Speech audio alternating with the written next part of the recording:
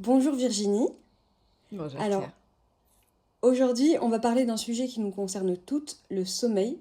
Pourquoi il est si important pour notre santé, comment il influence notre poids, mais aussi pourquoi il change tout au long de notre vie de femme, du cycle menstruel à la ménopause et même après. On va voir ensemble quels sont les problèmes de sommeil les plus fréquents, comment trouver son rythme idéal, les secrets pour bien dormir au quotidien, et on verra pourquoi le sommeil des femmes est parfois plus fragile et comment mieux l'accompagner. Et enfin, le sujet qui intéresse beaucoup de monde, le lien entre le sommeil et la prise de poids. Hmm. Donc, on oublie parfois à quel point le sommeil est essentiel, pourtant si on fait le calcul, nous passons environ 25 à 27 années de notre vie à dormir. Virginie, toi tu as plus de 20 ans d'expérience et tu as accompagné des centaines, voire des milliers de femmes. Est-ce que tu peux nous dresser le profil type des femmes que tu suis et nous dire quelle proportion vient te voir avec des troubles du sommeil? Et selon toi, quelles sont les causes principales que tu observes et est-ce qu'elles sont récurrentes, très variées d'une femme à l'autre? Ok, il y a plein, déjà là, il y a plein de questions en une. Alors, il se trouve que aujourd'hui, et depuis plusieurs années, les femmes qui viennent me voir ont entre 40 et 60 ans en moyenne. Et bien souvent, ça fait déjà longtemps qu'elles ont en fait des problèmes de sommeil. Souvent, elles sont fatiguées le soir, elles s'endorment assez bien, mais elles vont avoir des réveils nocturnes vers, 3 à 5 heures du matin avec un sommeil très léger derrière pour se rendormir. Mais en fait, elles n'ont pas, hem, i c'est pas le problème pour lequel elles arrivent vers nous, en fait, parce qu'elles s'y sont habituées. Ça fait tellement longtemps que leur sommeil, finalement, est décousu de cette manière-là et surtout, de mon point de vue, en tout cas, le problème, c'est que, on parle pas assez de l'importance d'un sommeil de qualité et de tous les impacts que peut que peuvent avoir enfin tous les impacts qu'on va ressentir, que notre corps va ressentir, va devoir dépasser, si on dort mal. Et en effet, un des impacts, on va en parler, tout à l'heure à la fin de cette vidéo, mais un des impacts majeurs est sur le poids. On ne peut pas maigrir si on n'a pas un sommeil de qualité. Ça, c'est clair. Super. Et du coup, souvent la cause principale, vu que c'est des personnes qui ont entre 45 et 60 ans, c'est quoi en général? Alors, ça va très souvent, ça commence avec les grossesses qui sont un gros chamboulement hormonal. Derrière, ça va être accentué par, bah, avoir des jeunes enfants, ça perturbe le sommeil parce qu'on se réveille la nuit, parce qu'on respecte plus ses rythmes de sommeil, donc ça va venir les perturber. Mais ce qui se passe aussi et du coup derrière, elles n'arrivent pas à se rétablir sur le sommeil, va venir s'ajouter à ça différents dérèglements métaboliques. Par exemple, à force d'enfiler des régimes, le soir, elles se sont habituées à plus manger grand-chose, eh bien des hypoglycémies nocturnes, ça fait des réveils nocturnes. Ça peut être aussi pour celles qui vont avoir plutôt à l'inverse des compulsions parce que voilà, entre les phases de régime, il y a aussi des phases de compulsion et quand on a des compulsions en fin de soirée, eh bien, la digestion va être prolongée dans la nuit et ça perturbe aussi le sommeil d'être en train de digérer la nuit. Et derrière ça, on arrive avec l'apothéose, l'amplificateur de tout, comme je l'appelle. La ménopause est un amplificateur de nos différentes problématiques. Donc, si on arrive à la ménopause avec déjà un sommeil qui est un petit peu abîmé, la ménopause va amplifier pour être sûr qu'on s'en occupe en fait et qu'on vieillisse bien. Notre besoin de sommeil, tu le disais tout à l'heure, il évolue au fil des âges. Les recommandations actuelles indiquent en moyenne qu'un enfant doit dormir entre 9 à 11 heures par nuit, un adolescent de 8 à 10 heures, un adulte de 7 à 9 heures. Ces chiffres, ils servent de repère, mais chaque individu a son propre rythme. Est-ce que toi, tu t'appuies sur ces données et comment tu aides les femmes à identifier leur rythme de sommeil idéal? Alors, tu sais ce que je pense des normes et des cadres? J'aime pas trop ça. C'est pas mal parce que ça donne un ordre d'idée. Quelqu'un qui dort 4 heures par nuit peut se dire: «Tiens, je dors pas beaucoup, mais est-ce que ça me suffit? Comment je me sens avec ça?» Ou bien quelqu'un qui sent avoir besoin de 12 heures par nuit peut se dire: «OK, moi je fais partie des grands dormeurs, très bien, mais j'ai besoin de ça».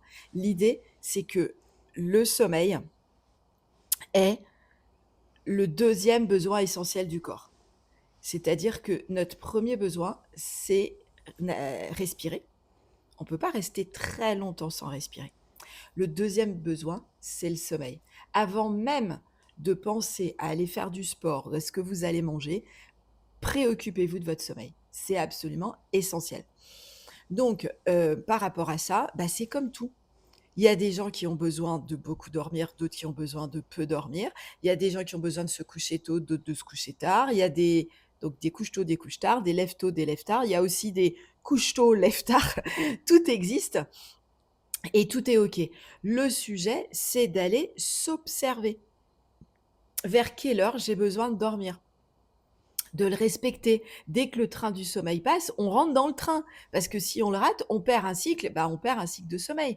Alors pareil, on dit que les cycles sont en général d'1 heure et demie, ça varie d'une personne à l'autre. Mais en gros, on perd 1 heure de sommeil si on rate le train. C'est dommage. Donc, c'est de s'observer, la clé, et de se rendre compte de ce qu'on a besoin. Il y a aussi parfois, ça varie en fonction des saisons. Là, on rentre dans une saison où les jours diminuent. Euh, on va changer d'heure aussi. Donc, le soir, on a besoin, physiologiquement, notre horloge biologique s'ajuste et on va avoir envie de dormir plus tôt quand il fait nuit, très tôt. Et on va avoir aussi envie le matin de se lever un peu plus tard. Donc, l'hiver, on dormirait plus, physiologiquement. L'été, on dormirait moins, chez une même personne. Aujourd'hui, il existe des applis, des montres connectées, des objets qui mesurent notre sommeil et du coup qui nous aident à nous endormir. Il me semble que pour ta part, tu utilises une bague connectée. Est-ce que tu trouves que ces outils peuvent être vraiment utiles ou au contraire parfois anxiogènes? Bah, les 2. Moi, je trouve ça très utile parce qu'il y a une chose qui est importante, c'est quand même, de manière générale dans la vie, tout ce qu'on mesure s'améliore. Parce que si on mesure quelque chose, on y porte de l'attention et du coup, parce qu'on y porte de l'attention, on va améliorer les données qu'on mesure, OK? Quel que soit le domaine. Tu fais tes comptes, tu seras moins en découvert que si tu regardes jamais tes comptes. C'est la même chose. Donc, si on veut réellement améliorer son sommeil, c'est important d'aller l'observer, je dirais factuellement. Parce que quelquefois, quand on fait des insomnies, on a l'impression que ah, j'ai pas dormi de la nuit. Et puis en fait, tu regardes ton objet connecté. Ah bah si, j'ai quand même dormi 7 heures cette nuit. C'est pas non plus que j'ai pas dormi de la nuit. Je suis fatiguée parce que j'ai besoin de dormir 8 et demi, mais c'est quand même pas mal. D'accord? Donc, Ok. moi, je trouve ça bien de l'observer, mais pour ne pas que ça devienne anxiogène, de prendre le recul, c'est-à-dire d'être honnête avec soi-même. Je le mesure parce que je sais que mon sommeil n'est pas satisfaisant, donc je m'inquiète pas si de voir qu'il n'est pas satisfaisant, et je cherche à changer des comportements dans ma journée, parce qu'on va le voir, c'est dans la journée qu'on règle notre nuit finalement. Je vois qu'est-ce que je peux ajuster, j'observe pour l'améliorer. Et comme ça, bah, je vais tester. Moi, en tout cas, c'est ce que je fais, puisque maintenant ça fait des mois que je mesure, que j'observe mon sommeil comme ça. Et ben, je vais voir en fonction de l'heure à laquelle je dîne, quel va être l'impact sur ma qualité de sommeil. Si je bois de l'alcool, ça m'arrive très, très rarement. Donc là, sur ces 6 derniers mois, 1 ou 2 fois, j'ai bu de l'alcool. Et ben, quel est réellement l'impact? Qu'est-ce qui se passe sur mon sommeil? Où ça vient le perturber? L'heure de coucher, l'heure de lever, si je fais une sieste dans la journée, si je fais de l'activité physique dans la journée. Tout ça, je viens l'observer avec, du coup, objectivité, parce que la bague, elle a pas d'émotion, elle a pas de ressenti, elle va me dire clairement, voilà ce qui se passe. Et à chaque fois, quand le matin, je regarde la qualité de mon sommeil à travers les données de cette bague, avant de le faire, je me pose toujours la question, comment moi, je sens avoir dormi? Et surtout, deuxième question essentielle, comment je me sens? Est-ce que là, je suis plutôt en forme ou est-ce que je suis plutôt fatiguée? Et après, je vais regarder les données. Et de cette manière, j'ai pu savoir combien de temps de sommeil réel j'ai besoin, à quel moment de la nuit j'ai mes phases de sommeil profond, à quel moment de la nuit je peux avoir des phases de réveil en fonction de différents comportements qu'il y a pu avoir dans, dans la soirée ou dans la journée. Bref, petit à petit, je suis en train de comprendre et aujourd'hui, je suis capable de connaître les leviers d'un bon sommeil pour moi. J'aurais pas pu le faire si j'avais pas eu ces mesures-là. Donc, moi, je trouve ça vraiment super. Super, merci. On lit souvent qu'une routine de coucher est la clé d'un sommeil de qualité. Est-ce que c'est ton avis? Et si oui, quel rituel ou habitude tu recommanderais pour améliorer son endormissement et du coup la qualité de ses nuits, vu que tu analyses aussi ça de ton côté? Ouais, alors, hem, oui, un rituel de coucher va être essentiel, mais j'irai même un peu plus loin. C'est-à-dire que, tu sais, il y a une expression en France qui dit, hem: «Comme on fait son lit, on se couche». Et j'ai eu l'occasion, il y a quelque temps d'échanger justement avec une spécialiste du sommeil, parce que moi, quand je me concentre sur un dossier, je vais au bout du dossier, hein, je fais pas les choses à moitié. Donc j'ai été, échanger avec une spécialiste du sommeil qui est venue à me parler de cette expression. Et en fait, l'idée de cette expression, en tout cas, c'est comme ça elle qu'elle l'analyse et j'ai trouvé ça canon, c'est dès le matin, on prépare notre nuit suivante. Alors, non pas de faire ou pas faire son lit, ça c'est un autre débat, mais en tout cas, ça veut dire que tout ce qui va se passer dans notre journée, nos rituels du matin, notre petit-déj, le stress dans la journée, les phases de repos dans la journée, les repas de la journée, l'activité physique dans la journée, tout ça va avoir un impact sur notre physiologie et sur la qualité de notre sommeil. C'est impressionnant. Pour ma part, et j'insiste bien, ça me concerne et c'est pas une généralité, c'est encore une fois à chacune d'aller s'observer, mais je le partage parce que j'étais un peu surprise quand je l'ai vu. Si je fais en début d'après-midi, après manger, un petit temps de repos, une petite sieste après manger où je dors pas forcément, mais je vais m'allonger un peu, je me détends, je médite un peu, je m'apaise, une demi heure. Si je fais ça, j'aurai un bien plus de facilité à m'endormir, bien moins d'insomnie et un sommeil de meilleure qualité que les jours où je le fais pas. Je bosse toute la journée ou je vis, ça peut être quelquefois le week-end finalement je le fais pas parce qu'il y a des activités, les repas de famille, les enfants, gna gna gna et puis et ben, bam, je dormirai moins bien après. Ça a vraiment un impact direct. Donc toute notre journée va impacter notre nuit. Mais le rituel évidemment du coucher va être le plus important. Je suis sûre que vous l'avez déjà observé. Le soir, avant d'aller dormir, tu regardes un film, hyper stressant, bah, tu as une nuit de merde, en fait. À un moment donné, c'est quand même là, tu as pas besoin d'une bague pour le savoir, hein. C'est clair et net et donc le soir, si toutefois, j'ai envie de regarder un peu la télé, ce qui était le cas, par exemple, hier soir, c'est moi, ce qui me va, c'est ou un petit film d'amour romantique, sympa qui fait du bien ou alors un documentaire.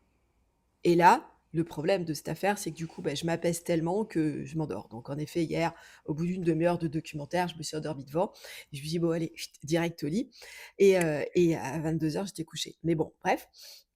Donc ça va être vraiment trouver un rituel pour descendre. C'est pas pour rien. Les enfants, pourquoi on va leur faire un câlin, leur lire une histoire? C'est pour les aider à descendre vers le sommeil. Et ben, nous, on a besoin de la même chose. Alors, quelle est votre histoire à vous? Par exemple, j'ai observé il y a pas très longtemps, j'avais arrêté un temps, j'écoutais une hypnose le soir avant de m'endormir et puis j'avais complètement arrêté ce rituel-là. Je médite le soir avant de me coucher, mais j'écoutais plus d'hypnose. Et puis là, ce mois-ci, Clotilde, la coach de l'école, qui fait des hypnoses, là, a fait une hypnose, pour l'école qui était canon et puis du coup, j'ai eu l'élan un soir de l'écouter en allant me coucher. J'ai écouté cette hypnose le soir. Mon temps de sommeil profond dans la nuit a été multiplié par 2 et depuis, évidemment, tu te doutes bien, je garde mon hypnose tous les soirs et ben, mon temps de sommeil profond reste très important par rapport à ce qu'il pouvait être il y a quelques mois. Donc oui, le rituel du soir a un impact énorme sur la qualité de sommeil. C'est génial. J'adore. Je rebondis sur le film avant de dormir. Euh, je sais pas si c'est quelque chose que tu as remarqué déjà de ton côté, mais je crois que c'est vraiment quelque chose qui est un trait des hypersensibles de mal dormir après un mauvais film. Donc le lien entre les émotions que tu vas ressentir et le lien entre enfin la nuit que tu vas passer, j'ai l'impression qu'il est extrêmement important Mmh. et qui va peut-être moins toucher les personnes hypersensibles. Il y a des personnes qui vont regarder des films d'horreur et qui vont très bien dormir ensuite.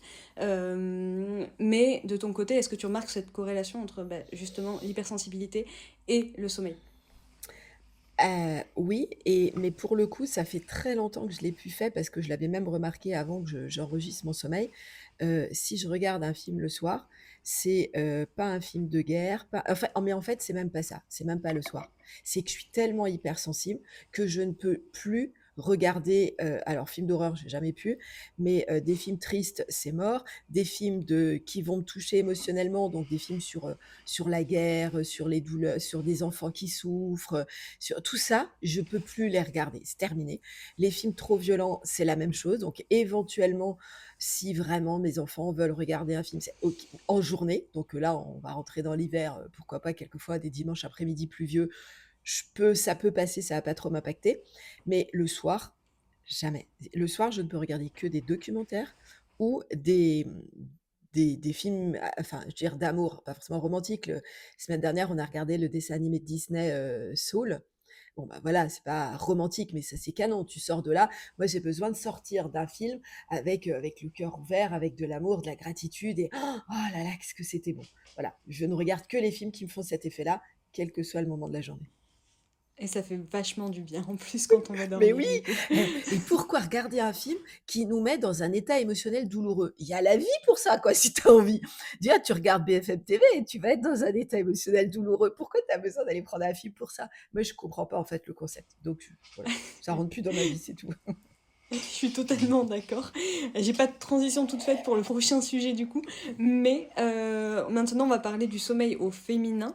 Donc, dans ce que j'ai pu trouver dans les données scientifiques. Donc, les hormones elles influencent profondément le sommeil des femmes. À l'âge adulte, on sait que la qualité du sommeil peut être altérée en phase prémenstruelle ou pendant les règles, notamment à cause d'une baisse de la mélatonine et d'une hausse de la température corporelle. À la ménopause, jusqu'à 60% des femmes rapportent des troubles du sommeil liés aux bouffées de chaleur et aux changements hormonaux. Et après la ménopause, près d'une femme sur deux souffre encore d'insomnie ou d'un sommeil de mauvaise qualité. Virginie, est-ce que tu peux nous éclairer sur cette phase charnière qu'est la ménopause? Donc, quels sont les symptômes que tes clientes évoquent le plus souvent? Et surtout, comment toi, tu les accompagnes pour retrouver un meilleur sommeil? Mmh. Alors, on est encore, hein, dans la ménopause, l'amplificateur. Si avant la ménopause, à chaque cycle, vous faisiez partie de ces femmes qui étaient sensibles parce que aux changements hormonaux au moment des règles, parce qu'en fait, c'est ça notre truc à nous, c'est que les variations hormonales, c'est les montagnes russes, en fait. Et tout d'un coup, une chute, ou bien vous, une montée là. Et donc, c'est les œstrogènes, progestérone, celles qui bougent très haut, très fort au moment des cycles et ben c'est aussi les mêmes qui vont venir nous perturber parce qu'il y a une grande chute au moment de la ménopause. Donc si à chaque cycle, vous avez déjà plutôt des insomnies et ça vient perturber votre sommeil, ménopause sera un amplificateur. Alors résous ton problème avant la ménopause, sinon tu vas morfler après en fait. C'est ça le sujet, hein. La ménopause, il y a jamais de surprise. Tout ce qui arrive, c'est un amplificateur. Et donc ça, c'est une première chose. Et oui, la variation forte, la chute à la ménopause, mais la variation avant d'œstrogène et progestérone impacte la mélatonine, qui est notre hormone du sommeil, mais aussi le cortisol, qui est notre hormone du stress. On n'en a pas encore parlé, hein, du stress, là, ou très peu. Le cortisol est donc l'hormone qu'on sécrète quand on est stressé.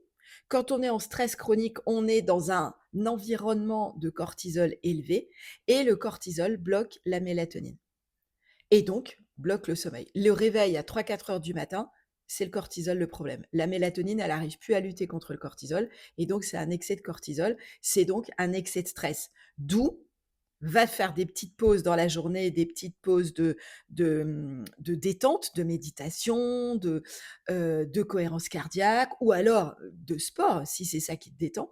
Va te balader dans la forêt, va jouer avec ton chat, j'en sais rien, mais détends-toi pour baisser le niveau de stress qui va te permettre d'avoir moins de cortisol et donc d'être plus en paix la nuit. Ça, c'est une première chose par rapport à cet état hormonal. Mais en effet, tu viens de le dire, alors toi tu dis près de 60, moi j'avais le chiffre de 64, donc on a les mêmes sources. 60 des femmes à la ménopause rapportent une problématique de sommeil. C'est un truc dingue! Moi je trouve qu'on n'en parle pas assez quand même. C'est juste énorme et on s'en occupe pas et on dit rien et bon, bah, voilà, c'est normal. Mais et d'où, on a le droit de souffrir comme ça, gratuitement en fait? Non! C'est un problème, il y a des solutions, mais la solution, encore une fois, elle n'est pas à l'extérieur, elle passe par nous, à l'intérieur. À nous d'aller voir qu'est-ce qui se passe. Et voilà, je donne plein de petites astuces, là, plein d'endroits à aller regarder. Vous voyez que ça joue à des tout petits détails, mais n'empêche que petit détail plus petit détail, ça finit par faire des grandes rivières, en fait. Donc, à un moment donné, c'est là que ça va être important d'aller vraiment se regarder. C'est pas alors, on en a ça aussi, hein. Du coup, on n'a pas le chiffre, je sais pas si toi tu l'as vu, le nombre de femmes ménopausées qui prennent des médicaments pour dormir. Je crois qu'on a plus de 50% des femmes, donc une femme sur deux qui prend des Ah ouais, médicaments pour dormir voilà. à la ménopause. Bon, eh bien, les médicaments pour dormir, tous, heu, ils bloquent les phases de sommeil profond et paradoxal. Ils vous mettent en sommeil léger, donc vous avez l'impression que vous dormiez, il n'y avait pas eu de réveil cette nuit et j'ai dormi, mais votre corps ne se ressource pas, ne se répare pas, ne récupère pas. Donc il y a une fatigue chronique qui se met en place et le dérèglement physiologique du manque de sommeil se met en place. Donc prendre ponctuellement un médicament pour dormir, pourquoi pas, mais en prendre au long cours pour régler son problème de poids, aussi d'ailleurs, de sommeil, ne réglera rien, ne fera que entretenir le problème et ses conséquences. On n'a pas un sommeil réparateur quand on prend des médicaments, en fait. Ça nous aide à dormir, mais le Exactement. sommeil n'est pas profond. Exactement, et c'est là que les enregistrements de sommeil vont être super intéressants parce que du coup, vous allez vous apercevoir que: «Ouais, j'ai dormi» et en fait, je regarde l'enregistrement, mon taux de le pourcentage de sommeil profond, enfin ou le pourcentage ou le temps, on s'en fout, de sommeil profond et de sommeil paradoxal vont être bas et en fait, c'est ça dont on a besoin. C'est la nuit, faut un peu de sommeil léger, mais c'est le profond et le paradoxal qui sont les phases vraiment réparatrices. Exactement. Exactement. D'ailleurs, on va passer sur la prise de poids. Euh, c'est un sujet qui interpelle beaucoup, donc le lien entre sommeil et poids. Les études elles montrent qu'un sommeil perturbé favorise la prise de poids, ça on le sait depuis un bon moment maintenant, et ça peut également influencer nos choix alimentaires, c'est-à-dire qu'on dort mal, Mmh. on mange mal. Est-ce que tu peux nous expliquer concrètement pourquoi un mauvais sommeil impacte notre faim, nos envies de sucre ou notre métabolisme? Déjà, il va y avoir, quand je suis fatiguée, j'ai moins de résistance, j'ai moins de volonté, on va dire, quand je suis fatiguée. Deuxièmement, quand je suis fatiguée, j'ai envie d'un petit remontant pour me donner de l'énergie parce que quand je pense à la journée que j'ai à affronter, je vais pas y arriver. Donc je vais me manger, des petits carrés de chocolat tout au long de la journée pour tenir le coup, et boire du café. Comme ça, je me mets des bons coups de pied aux fesses. Le corps, il est fatigué, il a juste envie d'aller dormir et en fait, je lui envoie des sucreries, plus de la digestion, plus du café. C'est le combo parfait pour vraiment le défoncer. Donc ça va être dans ses comportements, mais c'est aussi parce que quand on n'a pas suffisamment le manque de sommeil vient perturber, notre système, les hormones qui gèrent la faim et la satiété. La leptine et la gréline, qui sont les 2 hormones qui gèrent la faim et la satiété, vont être perturbées par le manque de sommeil. Donc notre capacité en fait, du coup, on se trompe, en fait. Les signaux sont faussés, les signaux sont perturbés. Donc forcément, ça marche moins bien et puis derrière, on a aussi une perturbation de l'efficacité de l'insuline, donc on va avoir plus faim. On a une vulnérabilité au stress, donc plus de cortisol. Donc du coup, on va avoir plus faim et on va grossir. Bref, il y a tout, en fait, qui va concourir à nous pousser vers le comportement et le métabolisme de je stocke. Parce que quand le corps, finalement, en manque de sommeil, pour lui, c'est un stress, il n'est pas bien, il se dit oh là là là là, là c'est pas bon, là, il y a panique.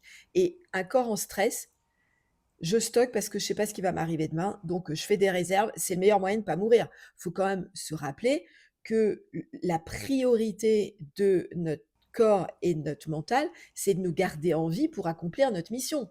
On est venu là pour une mission, si on meurt, on la perd la mission. Donc pour rester en vie, j'ai des priorités et une des priorités, ça va être, tu sais quoi? Fais des stocks parce qu'au moins tu vas peut-être pas mourir de faim, c'est déjà ça. Tu mourras d'être fatigué mais pas de faim. Sympa. Mmh. Pour finir, j'ai deux petites questions bonus. Une idée reçue, mythe ou réalité. Donc déjà, on lit beaucoup de choses sur le sommeil. C'est un sujet qui est hyper abordé et il y a des choses qui ont été dites et débunkées derrière. Parmi ça, on a il faut absolument 8 heures par nuit dont on a déjà parlé. Et il y en a une autre qu'on peut voir ensemble, c'est le manque de sommeil se rattrape le week-end. Mythe ou réalité? Mythe absolu. Là aussi, hein, on a fait des études pour aller observer ça. On mettait les gens en manque de sommeil et on observait derrière ce qui se passait.